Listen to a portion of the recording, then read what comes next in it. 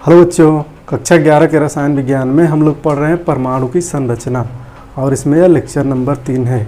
पीछे के 2 लेक्चर में हम लोगों ने यह देखा कि परमाणु के मौलिक कण, इलेक्ट्रॉन, प्रोटॉन और न्यूट्रॉन की खोज किस प्रकार से हुई। ठीक है, तो आज इसके बारे में हम लोग जानेंगे कि इलेक्ट्रॉन, प्रोटॉन और न्यूट्रॉन को परिभाषित कैसे करें। बच्चों, अगर ये कोई पूछ दे कि इलेक्ट्रॉन किसे कहते हैं बताओ, अब तुम लोग अपने आप से खुद प्रश्न करो कि कोई पूछ दे कि इलेक्ट्रॉन किसे कहते हैं तो हम कैसे परिभाषित करेंगे, या फिर पूछ दे कि प्रोटॉन किसे कहते हैं तो कैसे परिभाषित करें, या न्यूट्रॉन ही पूछ दे तो कैसे परिभाषित करें। तो बच्चों, कुछ चीज़ें होती तो बहुत आसान है। कोई तो ये कहेगा कि मुझे जानकारी है लेकिन मुंह से नहीं निकल पा रहा है, मैं जान रहा हूँ लेकिन कह नहीं पा रहा हूँ। तो चलो इनको परिभाषित करते हैं क्रमशः एक एक करके। तो सबसे पहले इलेक्ट्रॉन के लिए परिभाषा इस प्रकार है। इलेक्ट्रॉन, इसको डिनोट करते हैं स्मॉल ई के द्वारा। इलेक्ट्रॉन सभी पदार्थों का मौलिक कण है। इस पर 1.6 × 10⁻⁻19 कूलाम का ऋणावेश होता है। इसे एक इकाई ऋणावेश कहते हैं। इसका द्रव्यमान 9.1 × 10⁻⁻28 ग्राम होता है, जो हाइड्रोजन के परमाणु द्रव्यमान का लगभग 1/1837वां भाग होता है।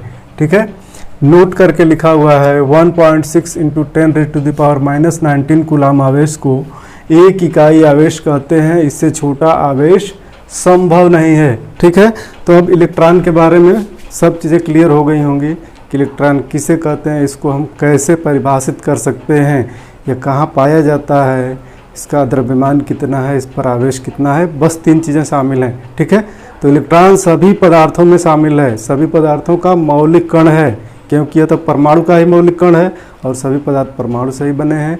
ठीक है, इस पर आवेश कितना है और इसका द्रव्यमान कितना है, ये सारी चीज़ें इलेक्ट्रॉन के बारे में सब जानकारी बता देता है। ठीक है, अब हम चलते हैं प्रोटॉन पर। प्रोटॉन को इस प्रकार हम परिभाषित करेंगे।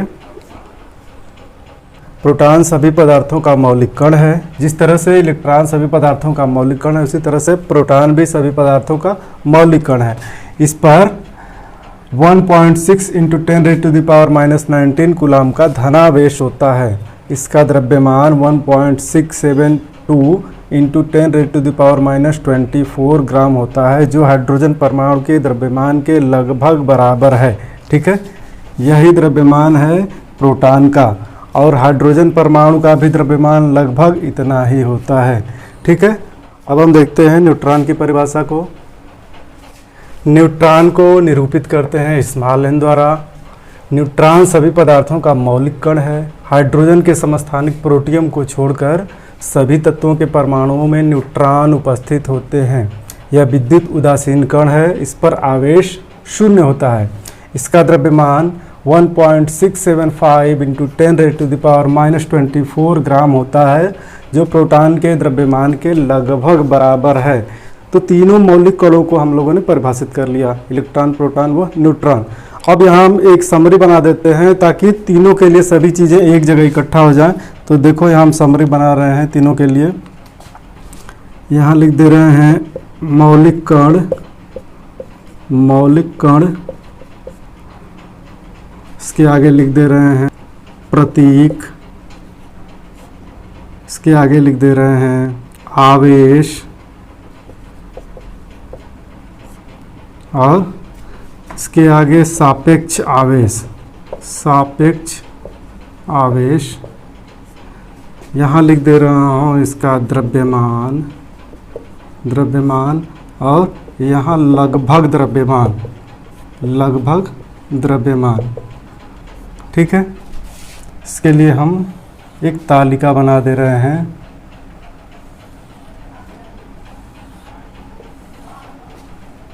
ये तैयार हो गई हमारी तालिका। ठीक है, तो सबसे पहले मौलिक कण हम भरते हैं इसमें इलेक्ट्रॉन को। पहला मौलिक कण है हमारा इलेक्ट्रॉन। इसको हम डिनोट करते हैं स्मॉल ई के द्वारा, और इस पर आवेश कितना होता है, ऋणावेश होता है। तो पहले तो हम ऋण लिखेंगे 1.6 × 10⁻⁻19 कूलाम। ठीक है, ये इलेक्ट्रॉन पे आवेश हो गया।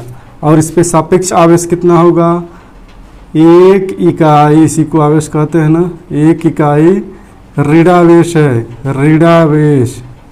ऋणावेश, ठीक है, यह एक इकाई ऋणावेश है। इसका द्रव्यमान देखो कितना है।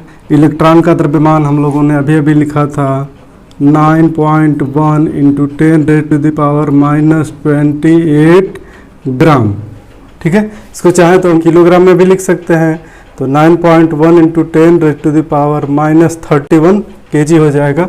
और लगभग द्रव्यमान इसको कहते हैं, AMU में नापें तो AMU में या 1 AMU या 1 U से भी छोटा होता है और इसको हम शून्य मानते हैं, ठीक है। तो इलेक्ट्रॉन का द्रव्यमान लगभग शून्य मान के चला जाता है। प्रोटॉन, अगला कण है प्रोटॉन, इसको डिनोट करते हैं स्मॉल p के द्वारा और इस पर आवेश पॉजिटिव होता है 1.6 इंटू 10⁻⁻19 कूलाम का। इलेक्ट्रॉन पे जितना ऋणावेश है उतना ही धनावेश प्रोटॉन पे है, ये चीज़ याद रखने वाली है। इसको हम कहते हैं एक इकाई धनावेश है, ठीक है। और इसका द्रव्यमान कितना होता है 1.672 इंटू 10⁻⁻24 ग्राम के होता है।